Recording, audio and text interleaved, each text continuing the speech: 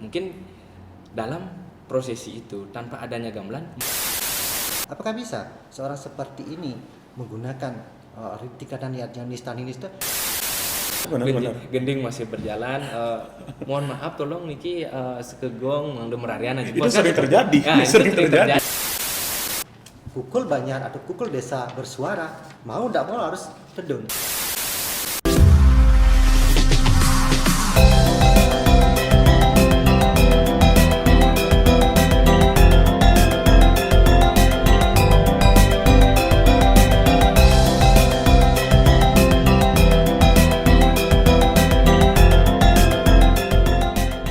Dari pembahasan kita tadi, apakah ada dasarnya? Ya, Ada dasarnya ataupun sumber sastra itu tersendiri hingga terjadinya sebuah sebab dari seni wadah kemudian bisa dibilang sebagai simbol keharmonisan.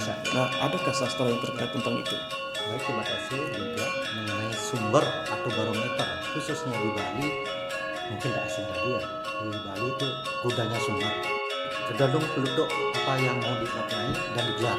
Upacara apa yang mau digelar pasti ada peluduknya. Itu di dasar peluduk. Nah, semua dan apa. Nah, khususnya di Uperengge sekarang yaitu di Seniman Bade Mendagi ini mencangkup banyak sekali sumbernya. Salah satu pertama adalah lontar tatwe tutur Raryangon. Nah, di sini luas, di dalam tutur Raryangon ini luas. Dia mencangkup satu Kosale, beda Kosale, Kosale, Asia Kosale. Oh, beda semuanya. Itu saya jelaskan. Nah, ini mencangkup dan Uperengge dan juga Srati Nabu Banten. Semua ada di konsep atau di sumber lontar tatwe Rare Anon seperti itu. Oke, jadi dari dengan sendiri, Iya.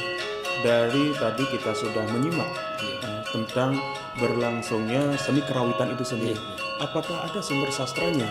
Kami berbicara tentang sumber sastra yang mungkin yang lebih kuno, yang disebutkan atau yang pernah yang dengar kan, ada mungkin lontar Prakintu yang menyebutkan bagaimana lahirnya nada-nada dalam permainan atau nada-nada yang ada di gamelan sendiri. Nah, kalau lebih kuno yang pernah dengar dalam sebuah podcast juga, kalau nggak salah itu dalam seminar, ada yang disebutkan di Prasasti Sukowano, menyebutkan sebuah kutipan bahwa dalam pemerintahan raja pada saat itu ada yang diberikan porsir sebagai pergina.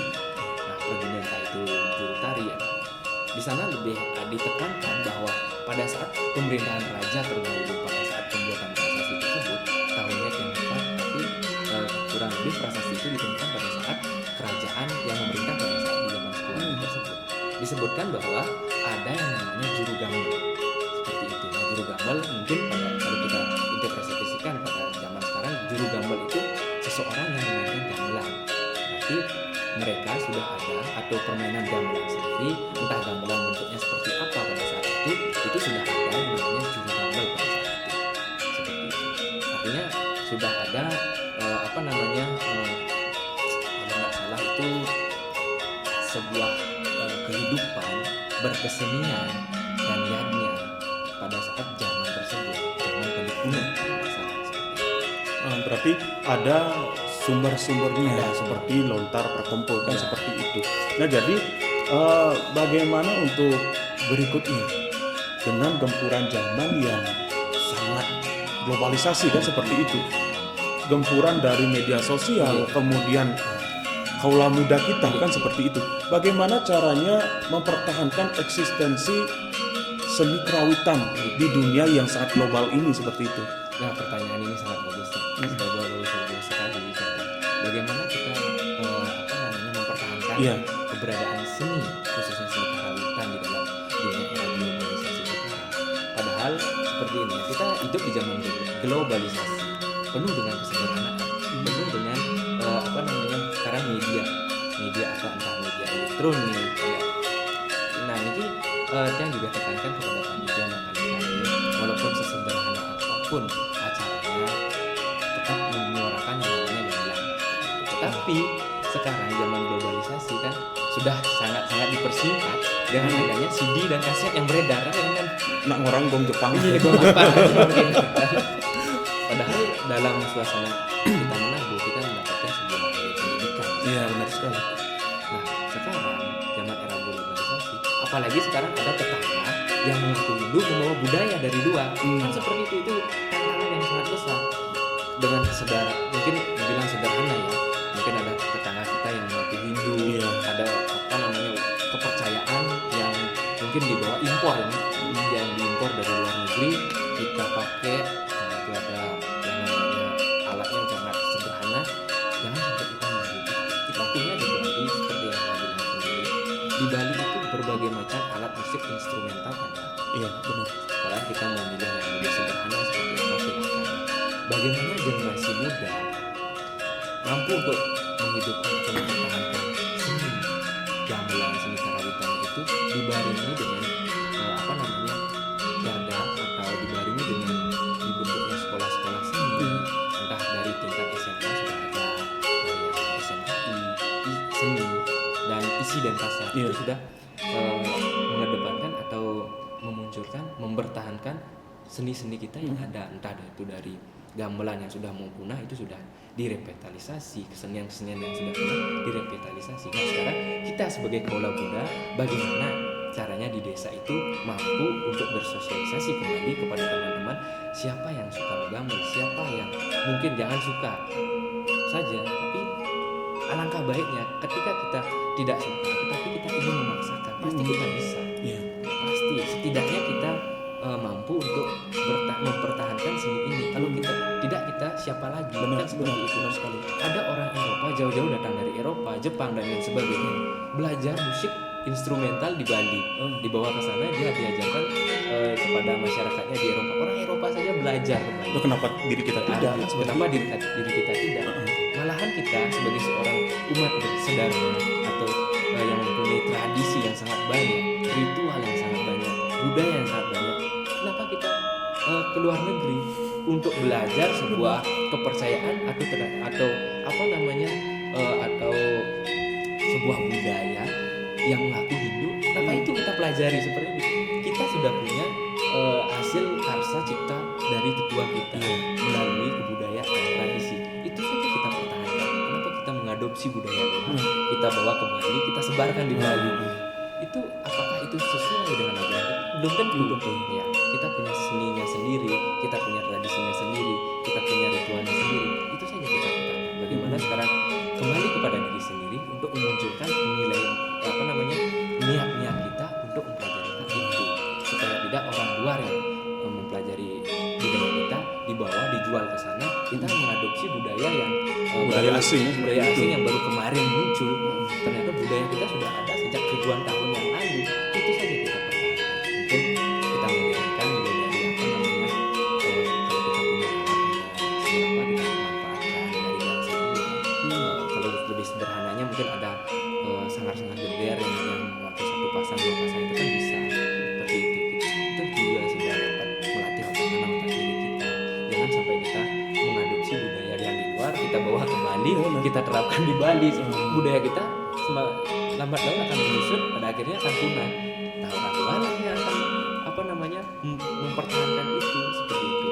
Ya, tidak nanti menjiplakkan Iya, itu. seperti Hak itu. cipta. Hak cipta gitu. Artinya kembali ke yang tekankan kita sebagai seorang anak Bali atau apa namanya lahir di Bali, hidup di Bali, ayah ibu bahkan leluhur kita di Bali lahir. Kenapa kita mengadopsi budaya luar yang baru kemarin katanya yang mengaku Hindu? Kita apa namanya kita adopsi itu. Nah kita punya budaya sendiri yang harus kita pertahankan. Kembali ke diri sendiri, kita harus bisa semangat untuk mempertahankan hal ini. Apalagi kaitan dan gamelan yang sendiri yang di Bali itu belum tentu Iya, benar sekali. Artinya jangan gengsi gitu loh. jangan gengsi. Kita harus percaya diri dan kita harus tahu siapa jati diri kita yang sebenarnya. Jangan kita seperti yang telah disampaikan tadi, ini pesan buat kaula muda kita. Jangan mengadopsi ajaran yang belum tentu kebenarannya. Yang berselimut dengan ajaran agama Hindu. Sebenarnya yang sekarang yang kita digempur adalah budaya kita, budaya kita sendiri itu yang digempur.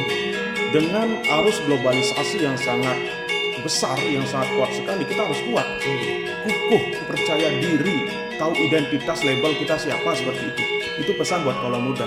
Nah, kembali kepada Diwayan ini, bagaimana caranya memberikan tekanan ataupun memberikan sebuah motivasi kepada kaula muda, khususnya para Yohana kita yang ada di wilayah desa adat seperti itu, biar mau belajar tentang arsitektur seni Baduy ataupun Undagi itu sendiri, karena tidak gampang seperti itu.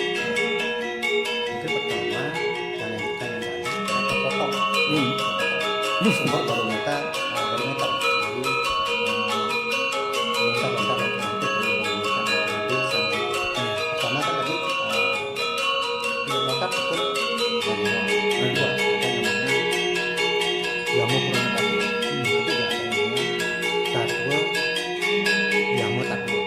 Pertama lontar kurang tatwa, kedua yamu tatwa, terakhir namanya ada sukat wadah di sana. Terakhir adalah gegula Baduy. Nah, di sana. Terus terakhir ada namanya, karena ini terkait dalam uperengge Undagi Saging, ini terkait dia luas kaitannya ke usada juga. Nah, pokoknya dia mencar. Dan itu ada lontar yang mencantumkan di sana karena Baduy ini konsepnya konsep kan depan.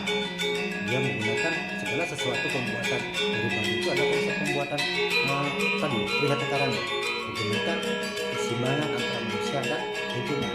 Lingkungan dalam hal ini adalah jenisnya, yaitu segala yang berupa yang tidak kelihatan dalam pembuatan kita. Itu yang ada namanya lontar wong pejah di sana. Di sana terkait di sana terdapat dan transisi apapun di sana telah terjadi dalam kebijaksanaan semuanya telah di sana. Nah, dalam konsep ini apa sih cara kita pembelajaran kemudahan itu?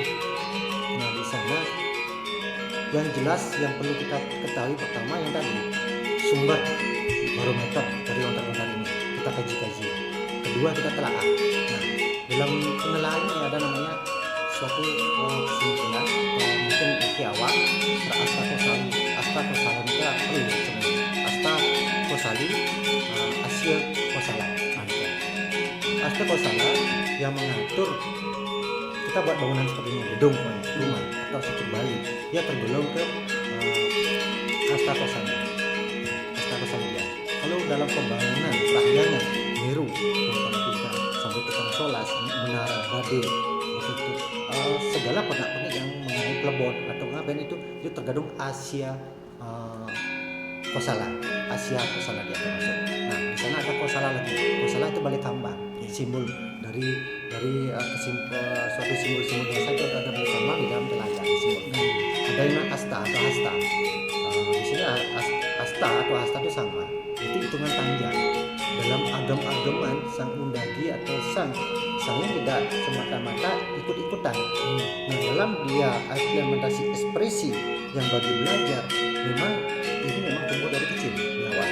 Nah, ekspresi ini tumbuh dari kecil dia pasti menempatkan atau menjiplak. Nah, dalam menjiplak dan menempel itu tidak semata-mata ada agam-agaman sesikut atau sepak siku yang dipakai. Inilah dia tergolong di asta atau hasta. Kalau hasta itu kan dari perjalanan sampai siku. Kalau mesti kan binatang. Kan sering dibuat bilang mau buat dress, saya mau dangannya mesti. Karena hasta kan itu sikut asta mesti itu implementasi di sana. Terus dalam media pembelajaran ada tiga konsep di sana. Satu sebagai media promosi, dua media komoditi karya seni, ketiga profesi. Inilah sebagai media nanti orang-orang atau siapapun mahasiswa yang belajar sudah terbentuk dari sana. Itu media promosi.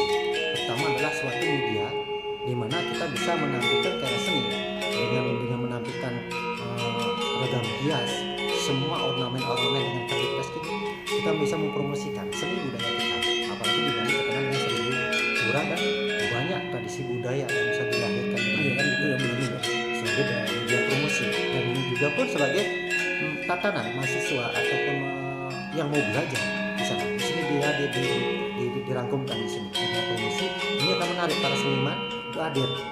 Mungkin sosok yang pun begitu.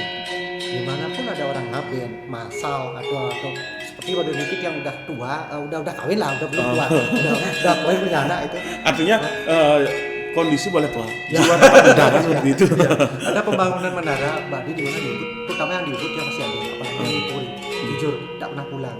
Istri larang tidak, kan itu udah tahu dia resiko. Apalagi yang di Denpasar waktu ini dia ada di sana. Memang strukturnya lebih begitu. Kita harus sebagai pembelajaran otodidak. Di samping angguran-angguran ada otodidak. Di sana otodidak kita melihat gimana keadaan di sini mereka. Yang kedua ada komoditi karya seni. Komoditi di sini mahasiswa bisa belajar di mana. Kadang-kadang kita memerlukan. Tapi sudah ada sih yang lembaga ini suatu museum-museum yang melampirkan arsitektur Bali. Ada di pasar ataupun di Singaraja ada. Artinya mahasiswa atau mereka yang belajar sudah ada suatu lembaga berarti profesi. Bagi yang penduduk ini dari pembelajaran itu bisa menjadi satu profesi, bisa menambah penghasilan finansial dan juga bisa beraktivitas, mengisi hobi di sini. Tiga konsep ini sebenarnya tuangkan pembelajaran kita dalam Perengge, Madi dan Sangging. Nah, dalam Sangging ini mungkin ke arahnya yang tadi banyak lontar yang bisa diangkat yang itu lahir. Di Sangging itu kan mungkin dalam awal Sangging pasti nak mau pantas kan itu. Nah, dalam kaitannya dalam Badi ada dia dikategorikan sebagai dia membuat rupa-rupa yang tergolong topeng nata. Nah, di sana dia disimbolkan sebagai dia Sangging. Dan juga apakah ada hubungannya dalam pekerjaan ini atau dalam situs taksi ini yaitu Perengge, Badi, Sangging ada hubungan ada? Karena di sana Allah mengaku Satripu, itu berkaitan ya. Memutuskan tali Satripu menuju ke kebijakan dalam dunia kita itu yang bisa lakukan dalam hubungannya. Bisakah belajar orang-orang yang di media sendiri ya bisa sekali dan promo iklan dan mungkin sangat mencuat di mana ada Plebon ada Ngabet pasti masyarakat udah tahu di sini nomor satu melalui media sosial ya, seperti itu. Media sosial ya. Dan juga sangat terkait sekali. Nah jadi secara tidak langsung kaula muda kita akan tertarik ingin belajar tentang arsitektur Badi itu sendiri, apalagi sekarang gempuran media sosial seperti plebon-plebon yang sudah berlalu saat ini. Jika kita klik di media sosial baik itu Instagram dan lain sebagainya, pasti akan terlihat. Berarti kalau muda kita akan muncul rasa motivasi diri sendiri ingin ikut serta seperti itu kan jadinya. Karena luas ya, bukan Badi sama Perengge sama Sangging, di layang-layang termasuk ya. Karena kategorinya luas sekali. Cuma satu sih yang saya ingin bangkitkan terkait tadi begitu diberikan masalah pelajaran luar kan. Jika dari buku sastra agak wayang gitu. Ampun wayang. Ini kita terlampir di buku sastra nih, di sana tertuat sangkan perikanan yen wenang kita menep upadesa priyata rumah saya. Perkembangan zaman apapun perkembangan zaman di saat ini semasa kita hidup di saat ini seyogyanya dan tentunya kita tidak berbalik arah, tetap satu ruku perkembangan itu. Tapi yang satu kaum muda jangan tinggalkan rohnya dan taksunya ini. Karena ini yang membuat kita namanya tersohor dari dulu. Yang jadi berpikir orang-orang yang mengkaitkan dengan ajaran satu kitab yang tadi pas di awal satu kitab membilang kita ribet. Apa itu? Saya sih tidak suka. Karena yang alami, jujur yang alami sendiri dalam kaitannya usada, kemudian dalam praktisi usada dan juga adalah dalam kaitan pengiriman. Di saat yang kirim badai atau apapun, mungkin adik saya tertidur juga. Ada segelintir orang atau segelintir masyarakat yang dalam casingnya mungkin berwawasan.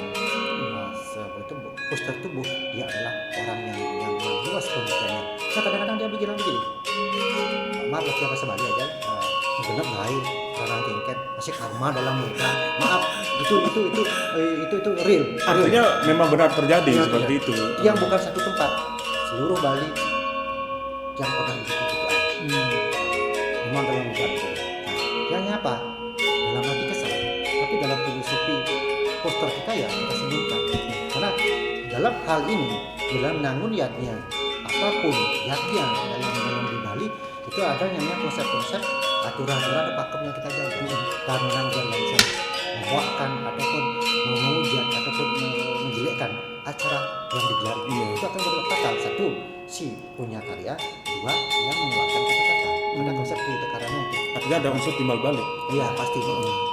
Nah di sinilah kita bisa memegang sebagai kita sebagai praktisi pengemudi kita bisa mendalih. Wah adalah keluh kesah.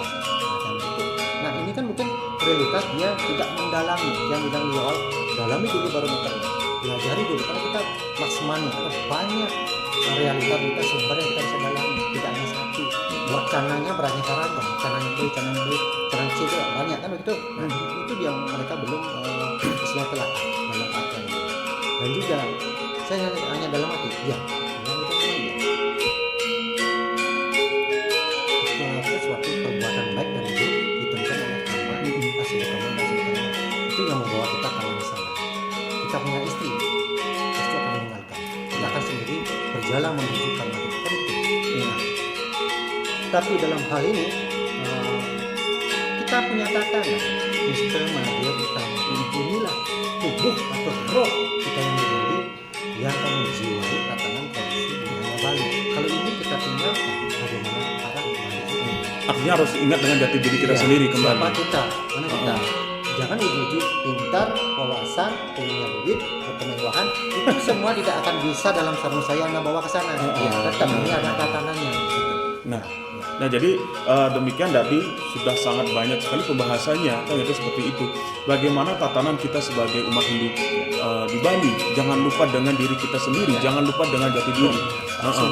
Nah sekarang pesan yang terakhir, pesan dan penyampaian pesan kepada para pemirsa kita di Pemalen ini, khususnya kaula muda seperti itu. Yang pertama dari Bina sendiri, pesan apa yang mampu kita sampaikan?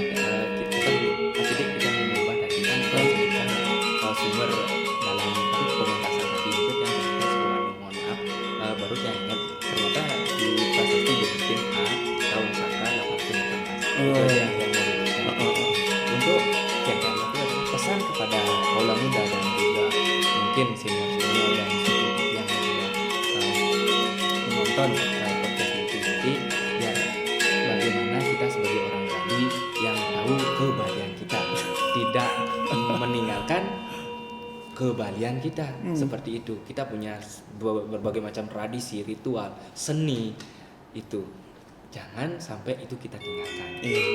Mungkin seperti tadi yang sudah dipaparkan oleh Ibu, berbagai macam tradisi itu punya roh tersendiri. Jangan kita meninggalkan. Mungkinlah kita mencari yang tingkatannya seperti apa. Ada yang mistis dan sampai utama itu yang mana yang kita bisa terapkan. Jangan sampai kita meninggalkan kebalian kita. Di Bali sudah ada yang namanya budaya tradisi sendiri, ritual sendiri yang sudah terprogram atau yang sudah dibentuk, yang sudah kita turun temurun, sudah ada itu tradisi ritual dan lain sebagainya. Kenapa itu harus kita tinggalkan? Mungkin ada beberapa yang harus kita perbaiki, tapi jangan sampai meninggalkan apa yang sudah diterima. Seperti itu saja mungkin pesan sebagai seorang anak muda. Juga selaku pelaku seni kan seperti itu. Jangan sampai meninggalkan identitas kebalian kita supaya tidak ada wacana kemanakah kebalian orang lain. Nah, yang supaya tidak seperti itu nanti wacana kedua. Nah, kepada Bimoko sendiri, apa sih pesan yang ingin disampaikan kepada pemirsa khususnya kaula muda yang menonton podcast itu? Tadi di sini Balian. Kebalian. Kalau dihubungkan ke sastra Balian, di sini ruang kita berproses Balian. Kalau dari luar kan sadar, juga ini berproses. Tradisi budaya kita bisa berproses, cantumkan baru ada filosofi keagamaan kita. Mungkin sarannya mudah ini hanya satu dalam sastra. Diberikan jatuh mantra yang tersimut Pancasila. Pastinya banyak yang menggunakan itu agama. Iya benar sekali. Sukses itu betul-betul ya dengan penampilannya spiritual yang kita tinggi kemungkinan ya. Nah, dalam hal ini kalau dalam jati dirinya masih ada ide kemelekatan dan suatu dogma-dogma ini menghancurkan tradisi budaya kita, apakah itu disebut, apakah itu kita akan percaya dalam dia pembawaan materi atau apa-apa? Benar, kita tidak akan menjadikan suatu tatanan tradisi budaya kita itu dalam hal ini termasuk dalam di Bali dibilang tak Bali berpesta hilang lupa. Jadi dalam wacana dari dalam sastra tadi bisa dipikir apapun yang kita bilang, apapun yang ritual kita, ini adalah peninggalan ritual kekayaan kita. Atau kita tradisi budaya jaga, dalami, telaah. Kalau di Bali, kalau perkumpulan yang di sana bilang harus tasak. Yang tasak, dia morte. Artinya harus punya Bisa dasar. dasar. Bisa bukan hanya ini kan materi-materi saja yang mereka gelontorkan di medsos.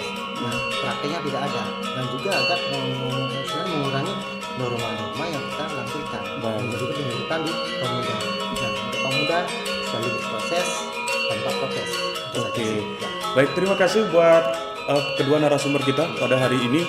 Sangat luar biasa materi yang kita bahas. Pesan yang luar biasa yang dapat kita sampaikan buat kaula muda dan buat para pemirsa yang nonton di channel YouTube kita di Tok Jaluk Lungkung. Kita tetap ingat identitas diri kita dan kita tetap ingat jas merah kita, siapa tetua kita. Jangan terkontaminasi oleh ajaran asing. Dan kita jadikan media seni sebagai wadah mengekspresikan diri agar tercapainya keharmonisan dan keseimbangan. Jadi demikian yang dapat kami sampaikan. Apabila ada yang salah, kami mohon maaf dan kami akhiri dengan para mesanti. Om Santi Santi Santi Om. Salam Dhamma Santi. Damai.